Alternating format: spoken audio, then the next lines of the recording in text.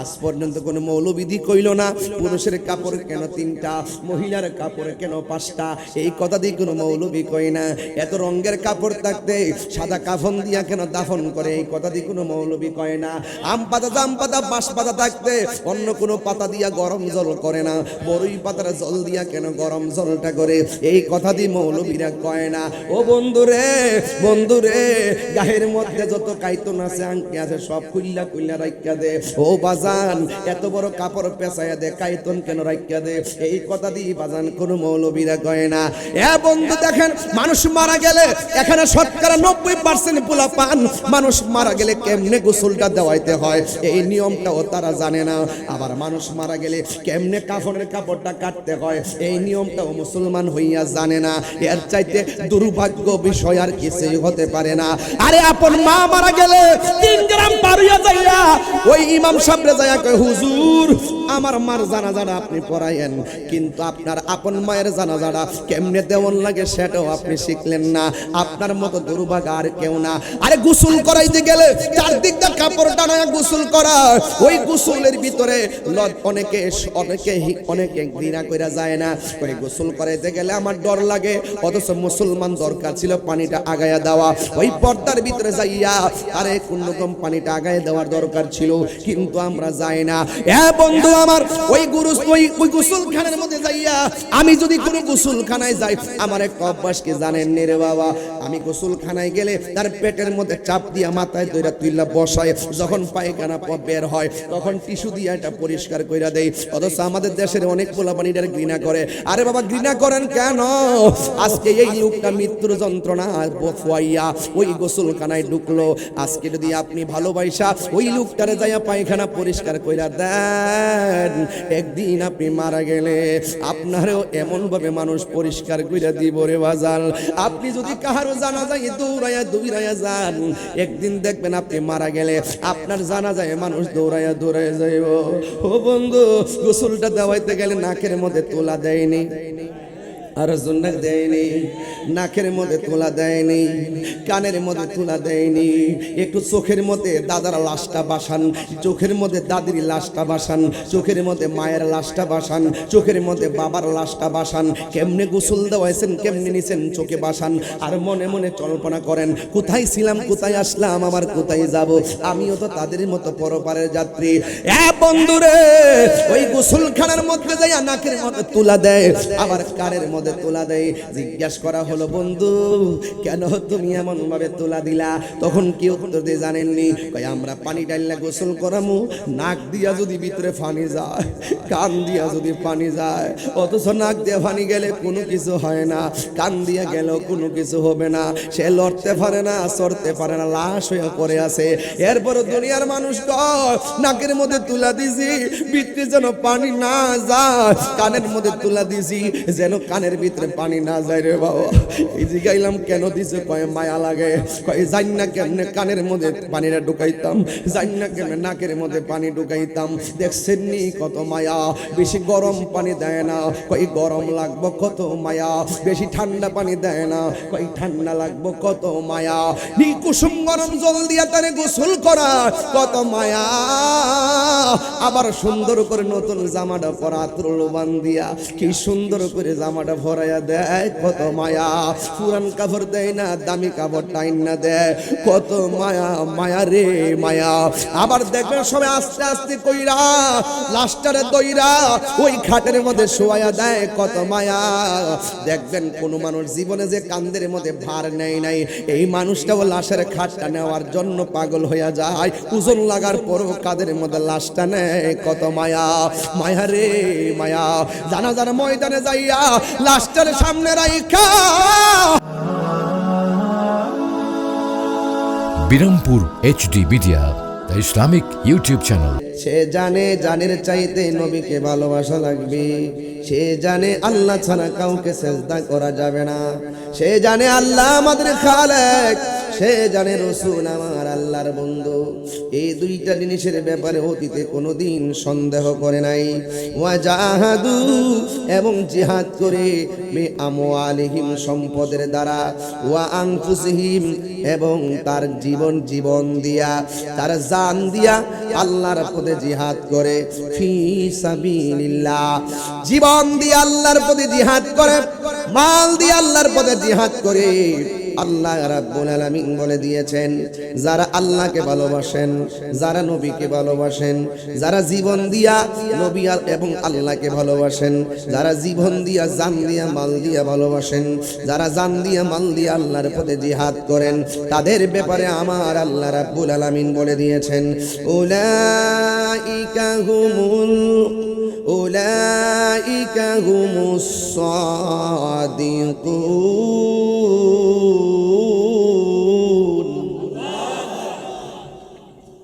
আল্লাহ রাব্বুল আলামিন বলেন, এই চারটা কোয়ালিটি যার মাঝে থাকবে রে বাবা, এরাই হলো সত্যনিষ্ঠ রে বাবা।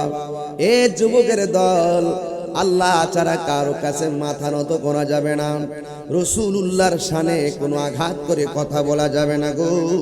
এই জন্য যারা ইমানদার হবে, আল্লাহকে ভালোবাসবে, আল্লাহ রাব্বুল আলামিন বলেন, ইমানদার যারা হবে, যারা আল্লাহর প্রিয়তম হতে চায়, দুইটা কোয়ালিটি তার মাঝে ধারণ করা লাগবে। এক নম্বর কোয়ালিটি হলো ইল্লাল্লাযিনা আমানু, যারা ইমানদার। দুই নম্বর হলো ওয়া আমিলুস সালিহাত, যারা নেক আমল করে। যারা ইমানদার এবং যারা নেক আমল করে, তাদের ব্যাপারে আমার আল্লাহ বলে দিয়েছেন, ওয়া বাশশিরিল্লাযিনা আমানু ওয়া আমিলুস সালিহাতি আন্না লাহুম জান্নাতিন তাজরি মিন তাহতিহাল আনহার।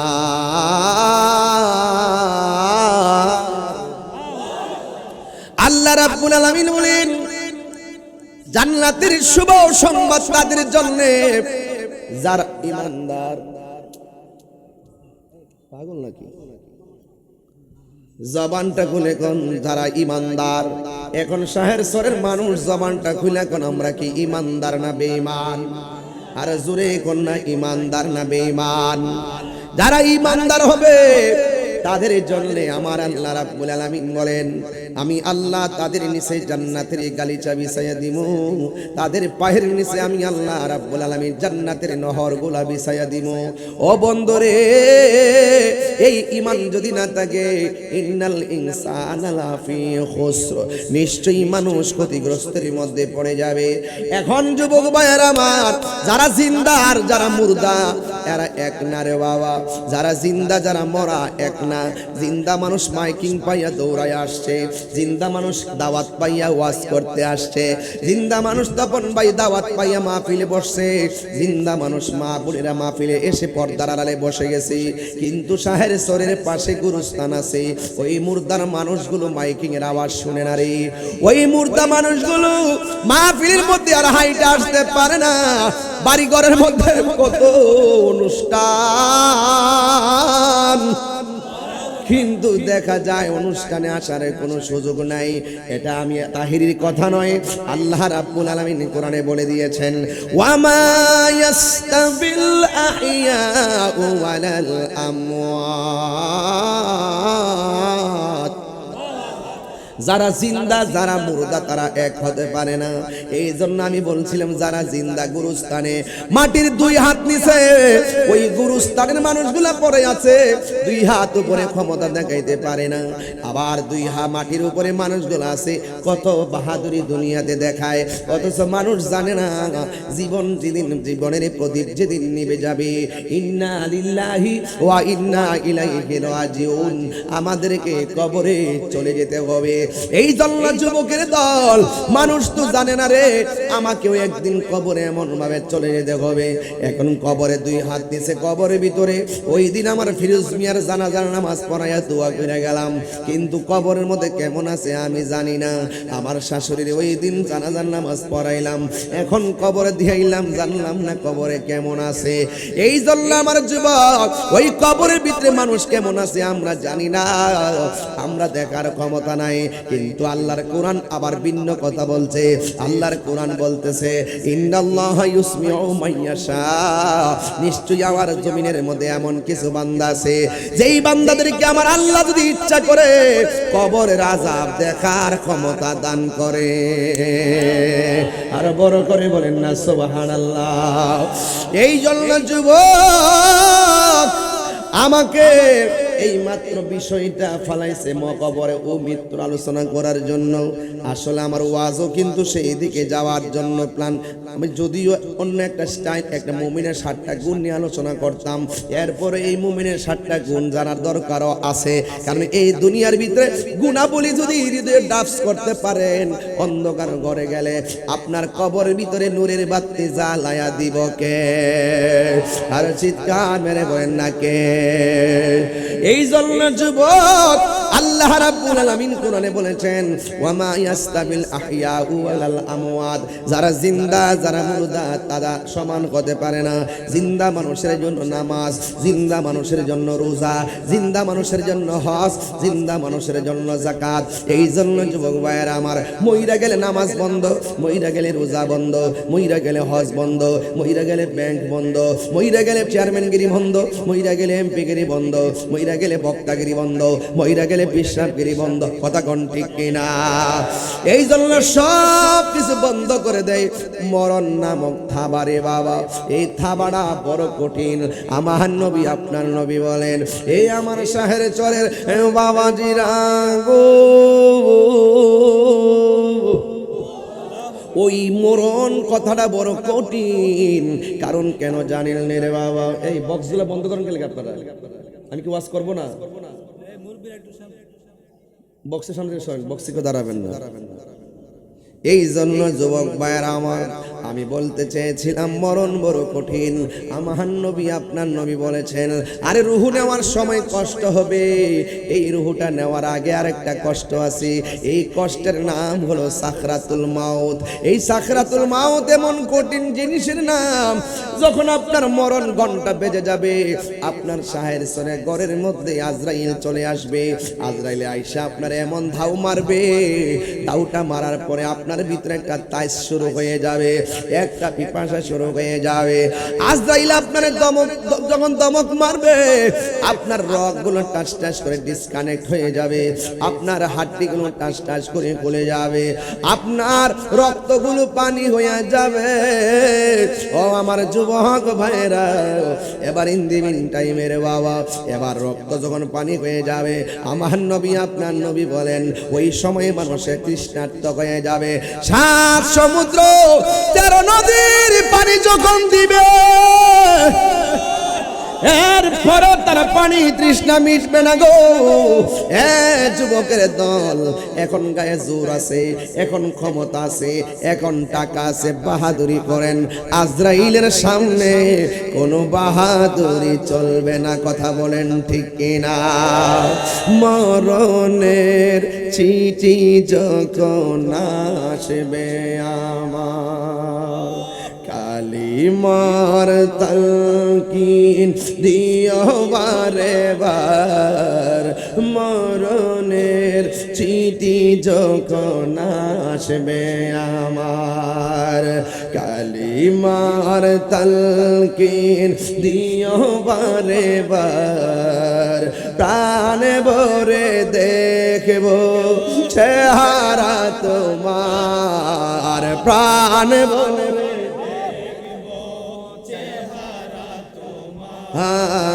ডেকে নাও রোজা তোমার। রাসূলুল্লাহ প্রিয় ভাই হবে আমার, রাসূলুল্লাহ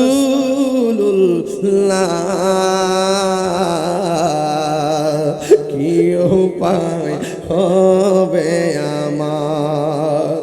তোমার দেশে যায় কত আসে গান এই অধম পড়ে আছি বাংলায় তান তোমার দেশে যায় কত আসে গান এই অধম পড়ে আছি বাংলায় তান যেতে পারলাম না আমি দেশেতে তোমার যেতে মার ডেকে নাও রোজা তোমার রাসূলুল্লাহ কি উপায় হবে আমার রাসূলুল্লাহ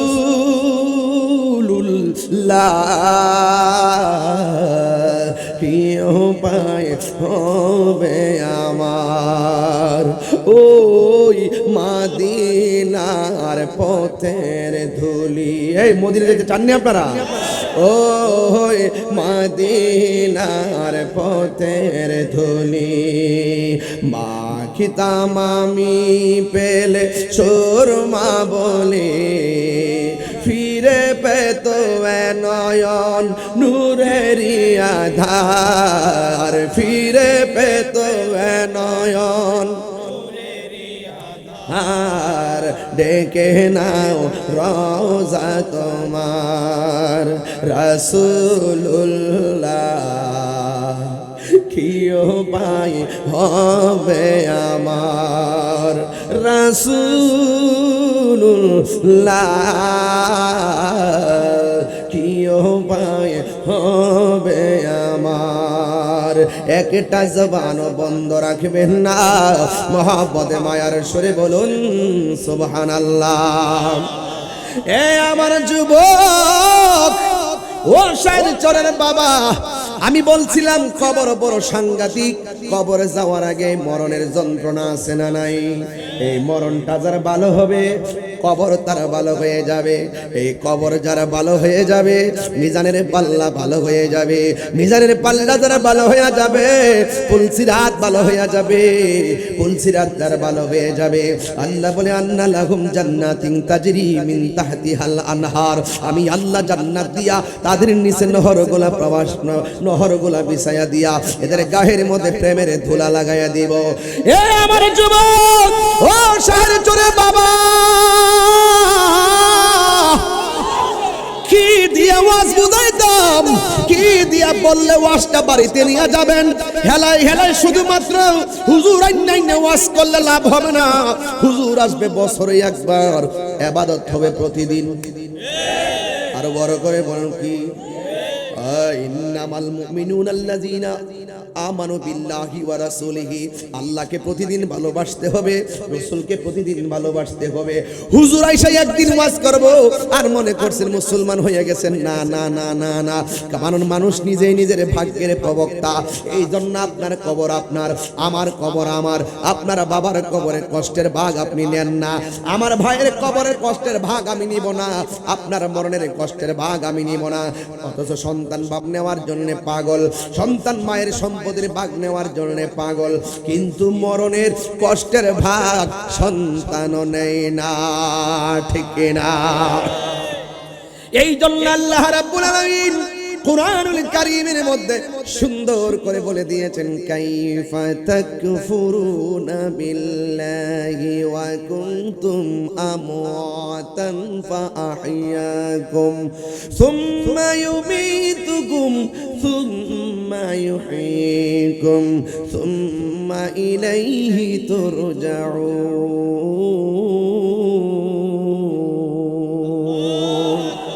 আল্লাহ বলে এ পৃথিবীর মানুষ তোমরা কিভাবে আমি আল্লাহকে অস্বীকার করবা তুমি ছিলা মুর্দা আমি আল্লাহ তোমারে জীবন দিয়েছি জীবন দেওয়ার পরে তুমি অনেক টাকার মালিক জীবন দেওয়ার পরে অনেক পোস্টের মালিক হয়ে গেলা সব মালিকানা আমি আল্লাহ বন্ধ করে দিব একটা থাবা দিয়ে চলুন জীবন পাওয়ার পরে আমি তাহিরি বক্তা জীবন পাওয়ার পরে আরেকজনে পিসাব জীবন পাওয়ার পরে কেউ ওসি জীবন পাওয়ার পরে কেউ ডিসি জীবন পাওয়ার পরে কেউ চেয়ারম্যান জীবন পাওয়ার মধ্যে তপন ভাইয়ের মতো চেয়ারম্যান জীবন পাওয়ার পরে এমপি, জীবন পাওয়ার পরে মন্ত্রী, জীবন পাওয়ার পরে টিনের ঘরের মালিক, জীবন পাওয়ার পরে বিল্ডিং ঘরের মালিক, জীবন পাওয়ার পরে মাটির ঘরের মালিক। আল্লাহ বলে সব মালিকানা একটা থাবা দিয়া বন্ধ করে দিমু। কয় কি? কয় সুম্মা ইউমিতুকুম, অতঃপর আমি আল্লাহ তোরে মৃত্যু দিমু। মৃত্যু দিলে সব মালিকানা শেষ।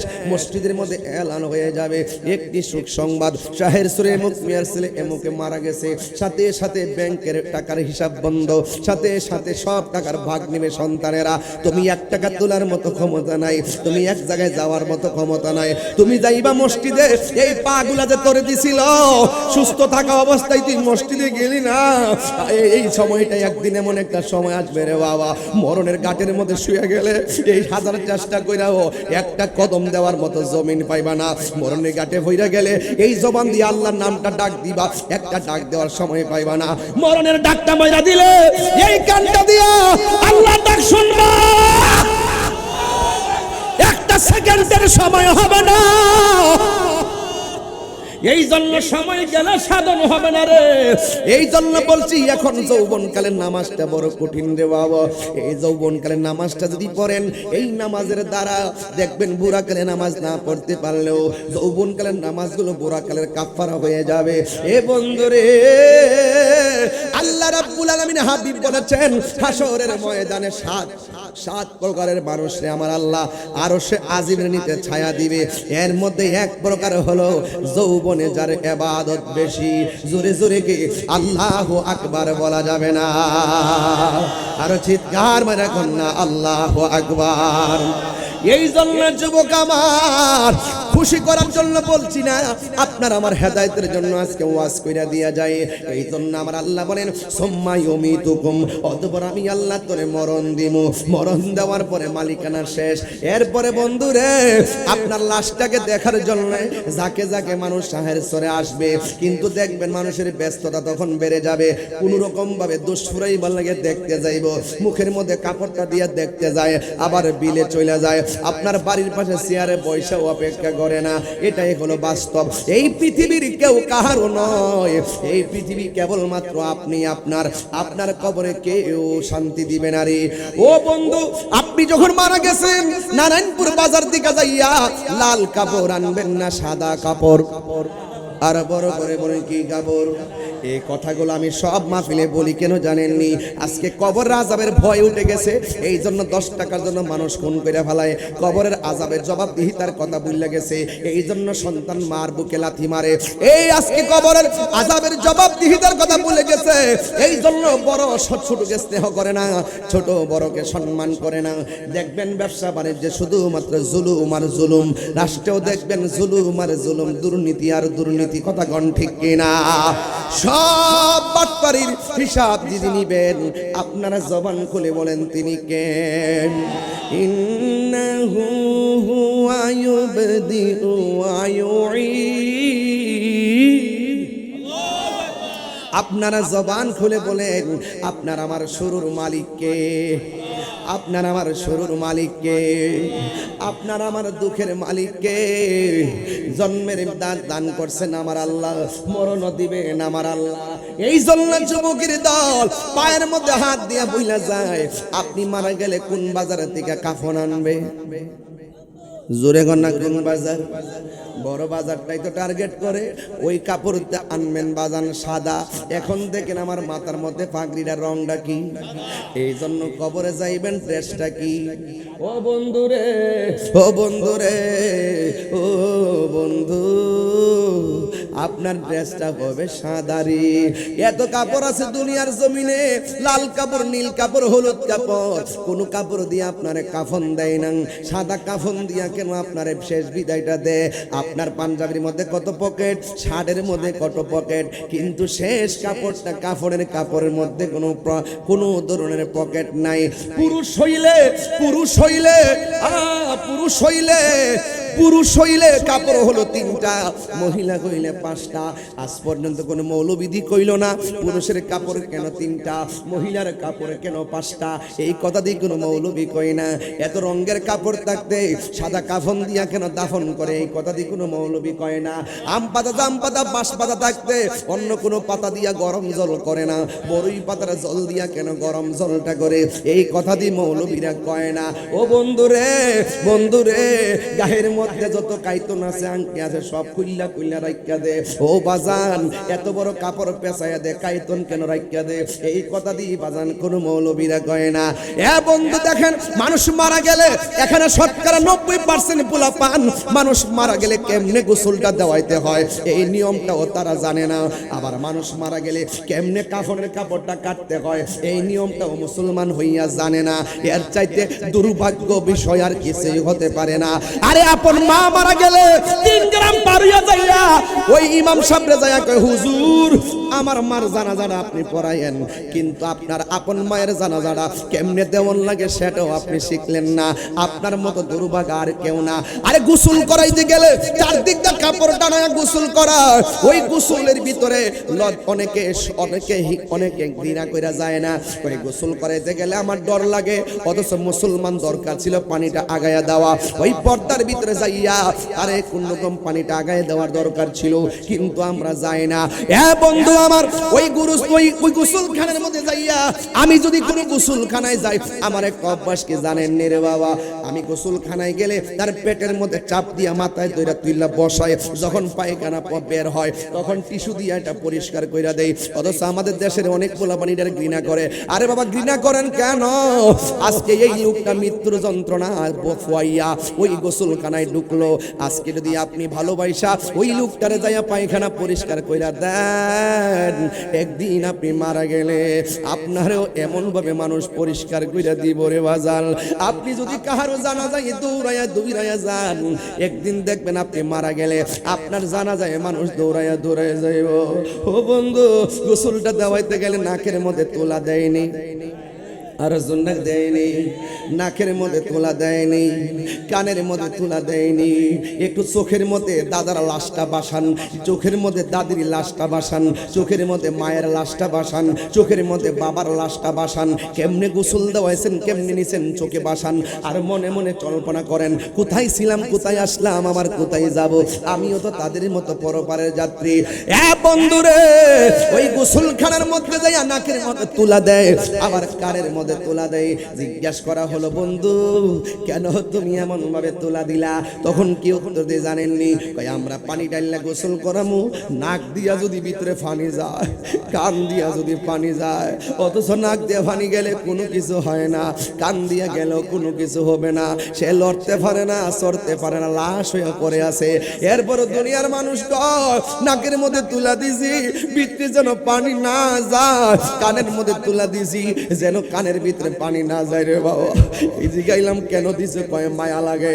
কয় জানি না কেমনে কানের মধ্যে পানিটা ঢুকাইতাম, জানি না কেমনে নাকের মধ্যে পানি ঢুকাইতাম। দেখছেন নি কত মায়া, বেশি গরম পানি দেয় না, কয় গরম লাগবো কত মায়া, বেশি ঠান্ডা পানি দেয় না, কয় ঠান্ডা লাগবো কত মায়া, নি কুসুম গরম জল দিয়া তারে গোসল করা কত মায়া, আবার সুন্দর করে নতুন জামাটা পরা ত্রলবান দিয়া কি সুন্দর করে জামাটা ভরাইয়া দেয় কত মায়া, পুরান কাপড় দেয় না, দামি কাপড় টাইন না দেয়, কত মায়া, মায়া রে মায়া। আবার দেখবেন সবাই আস্তে আস্তে কইরা লাস্টারে দইরা ওই খাটের মধ্যে শোয়া দেয়, কত মায়া। দেখবেন কোন মানুষ জীবনে যে কান্দের মধ্যে ভার নেই নাই, এই মানুষটাও লাশের খাটটা নেওয়ার জন্য পাগল হইয়া যায়, ওজন লাগার পরও কাদের মধ্যে লাশটা নেয়, কত মায়া, মায়া রে মায়া। জানাজার ময়দানে যাইয়া লাশটার সামনে রাইখা এমন ভাবে মানুষের কাছে কি সুন্দর করে মাপটাপ চাই, কত মায়া।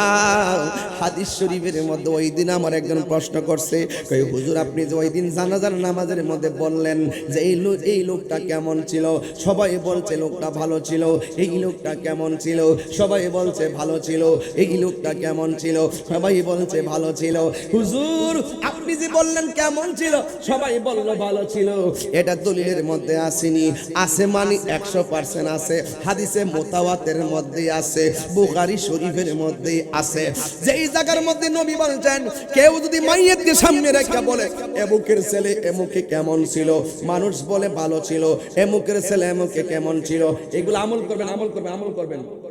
এই মুখের ছেলে এমকে কেমন ছিল, কয়ে ভালো ছিল, কয়ে ভালো ছিল। আমার নবী বলে জানাজার ময়দানে লাশ থেকে সামনে রাইখা গো, যখন মানুষ বলে কেমন ছিল, মানুষ যখন বলে ভালো ছিল, আমার আল্লাহ তখন ওই মুহূর্তে ফেরেশতারে ডাক দিয়া কয়, ও ফেরেশতা 10 জন যারে ভালো কয় তার নামটা প্রেমের খাতায় তুলে দেয়। আর জোরে জোরে গল্লা সুবহানাল্লাহ। এই জন্য যুবক ও পৃথিবীর মানুষ শুই না যান, গাছতলায় বাঁশতলায় আমার ডানে বাঁশ আছে, বামে বাঁশ আছে রে। এই বাঁশ দেখলে মনটা চমক মেরা ওঠে, এই বাঁশ দেখে হৃদয়টা কাইপা ওঠে। একদিন বাঁশের যার বাঁশ আমার কবরে স্থানে হয়ে যাবে। হায় রে বাঁশ, ও বাঁশ, বাঁশ রে তুই আমার কবরের মতো উপরে ছাদ দিবি, তুই এত দামি রে বাঁশ। বাঁশ দেখলে বড় আশ্চর্য লাগে রে। আমার নবী আপনার নবী দেখেন কি সুন্দর, ডাক দিয়া কয়ে দেখেন যখন জানাজার মাঠে লাশটা লইয়া যায়, ফেরেশতারা ডাক দিয়া বলে, ও আল্লাহর বান্দা তুমি দুনিয়াতে এতদিন ছিলা, এখন তুমি চলে যাচ্ছ, তুমি বলো না তোমার কবরে কে আপন হবে?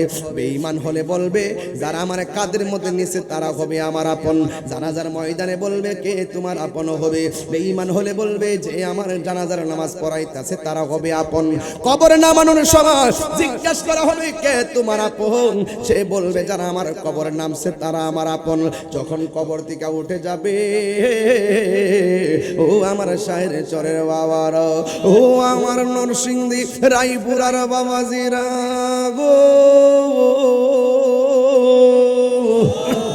এবার আল্লাহর ফেরেশতারা বলবে, ও আল্লাহর বান্দা তোমার কবরে এখন কে? তখন এই মানুষটা পাগলের মতো হয়ে যাবে। হাইরে দুনিয়া, আগে যদি জানতাম দুনিয়ার মানুষে তো স্বার্থপর, তাইলে কোনোদিন দুনিয়ার প্রেমে মস্তাম না। আগে যদি জানতাম মানুষে তো বেঈমান, তাইলে কোনোদিন মানুষের প্রেমে মস্তাম না। আমার জন্য ঘরের মধ্যে কাঁদলো, আমার কবরে কেউ আসলো না। আমার জানাজার নামাজ পড়াইলো, আমার কবরে কেউ আসলো না। আমার গোসল দেওয়াইলো, আমার কবরে কেউ আসলো না। এই জন্যই তো আল্লাহ রাব্বুল আলামিন বলে দিয়েছেন, ইন ইল্লাল্লাযিনা আমানু ওয়া আমিলুস সালিহাত। ঈমান রাখা আর নামাজ আমল করা বড় দামি জিনিস। এই দুনিয়ার কেউ পাশে থাকবে না। ঈমান যদি থাকে হৃদয়ের ভিতরে, আর যদি আমল থাকে অল বডিতে অলংকার, আপনার দুনিয়ার চিন্তা করা লাগবে না। আপনি যদি ঈমানদার হন, কবরে জিগাইবো তোমার কবরে কে আপন হবে? চিৎকার মানে করে আল্লাহু আকবার। তোমার কবরে কে আপন হবে? ওই মুহূর্তে ওই ইমানদাররা চুপ করে বসে থাকবে, কারণ ইমানদাররা তো ভালো করে জানে রে বাবা, ইমানদাররা তো ভালো করে জানে যে এই কবরের ভিতরে দুনিয়ার কেউ আপন হবে না।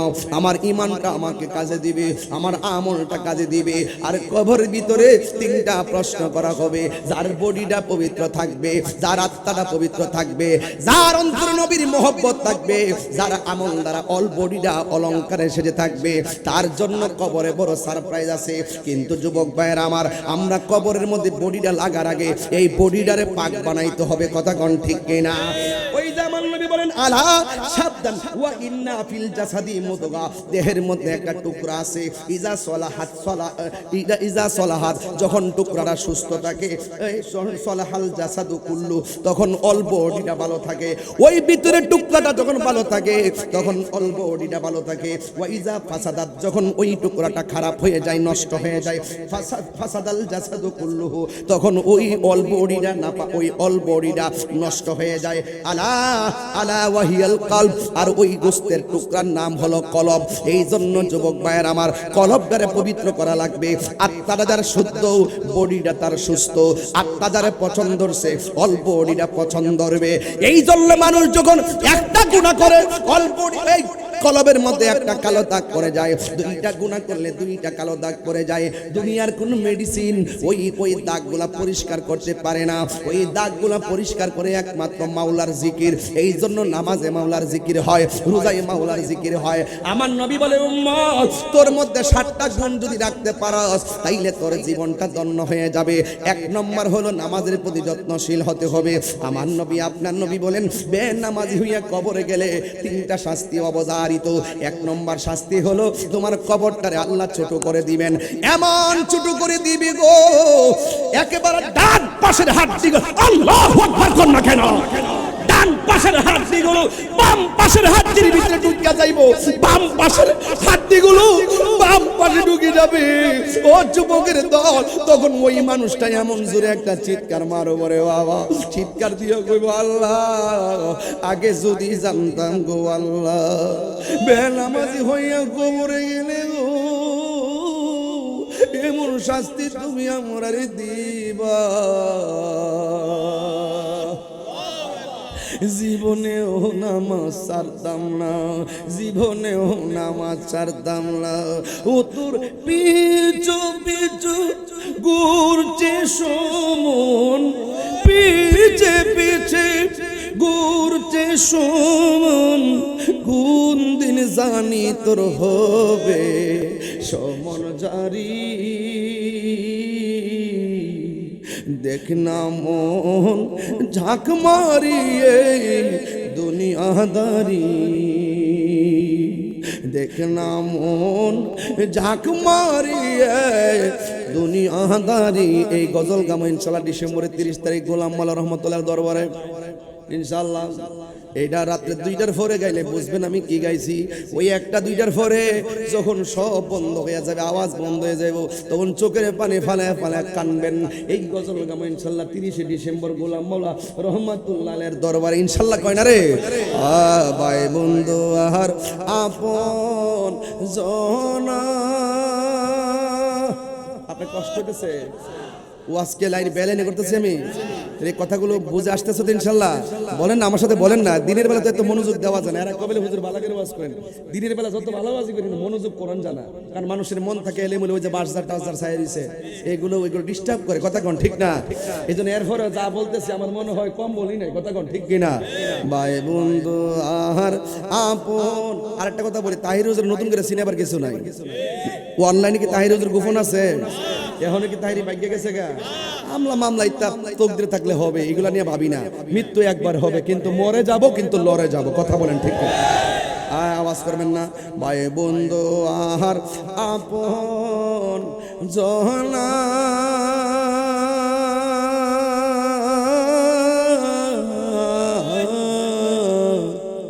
সঙ্গে তোমার কেউ যাবে না।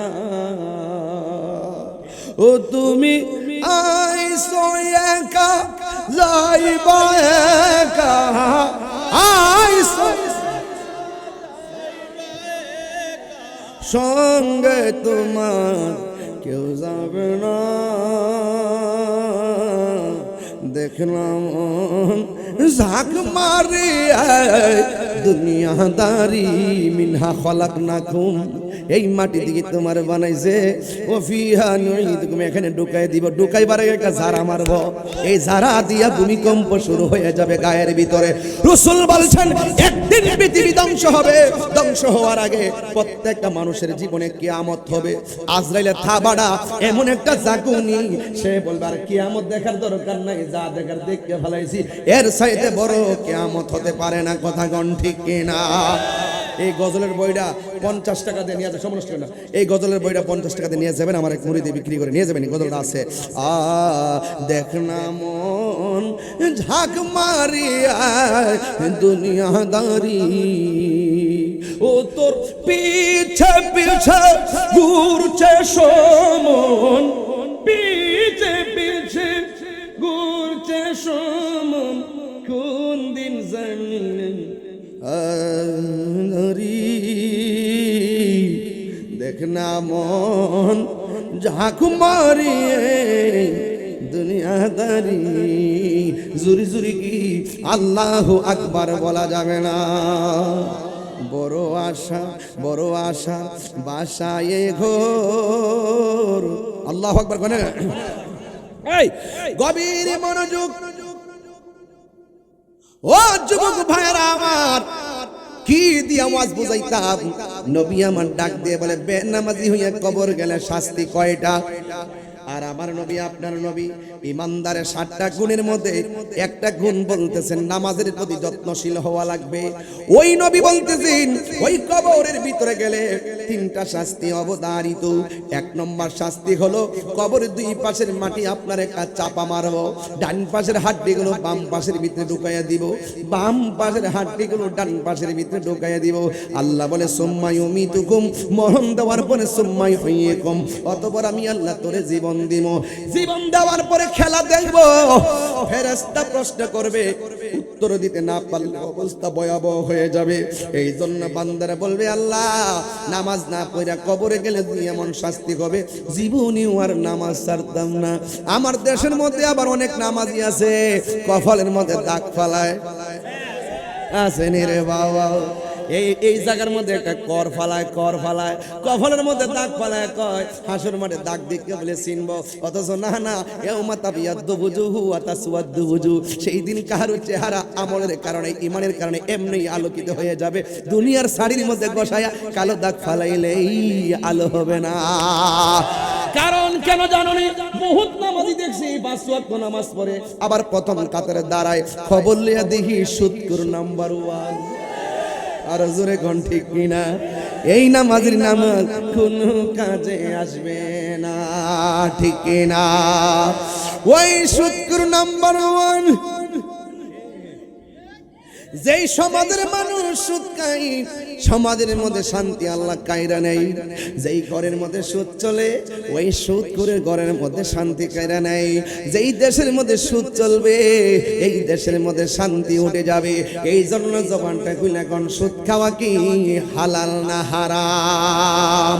আর জোরে কোন না হালাল না হারাম? ওই মসজিদের মধ্যে নামাজ পড়া সুদ খাইয়া ঘুষ খাইয়া মানুষের গীবত কইরা আবার কবরে যাইয়া জান্নাতের কন্ডিশন চাও, চলবে না রে বাবা। ও বন্ধুরে বন্ধুরে, ও আমার বন্ধু, কি বলতে চাই শুননা যান। নামাজ পড়বেন, গরিব হইতে পারেন, কিন্তু টাকার সাথে আমলের সম্পর্ক নাই। টাকা কম হতে পারে। আরে তায়েফের জমিনে ছোট ছোট যুবক পোলাপান আর তাগড়া তাগড়া যুবক পোলাপান এমন ভাবে আমার নবীরে পাথর মারছে। নবী বলছে আমার মারিস না, এরপর নবীরে মারছে। আমার নবী বলে মারিস না, এরপরও মারছে। আর আমি তো মনে করি আমার শাহের সরের ফুলাফান্ডি যদি সেই দিন তায়েফের জমিনে থাকতো, আমার নবীরে যদি তায়েফের পোলাপানে পাথর মারতো, এই শাহের সরের যোদ্ধা পোলাপান গুলো পাথরের বরাবর বুকটা পাইতা দিয়া সব পাথরের আঘাত, তীরের আঘাত বুকের মধ্যে পাইতা নিত। কিন্তু আমার মোস্তফার বদন মোবারকে একটা পাথরের আঘাত লাগতে দিত না। হাত ধরে বলো ঠিক।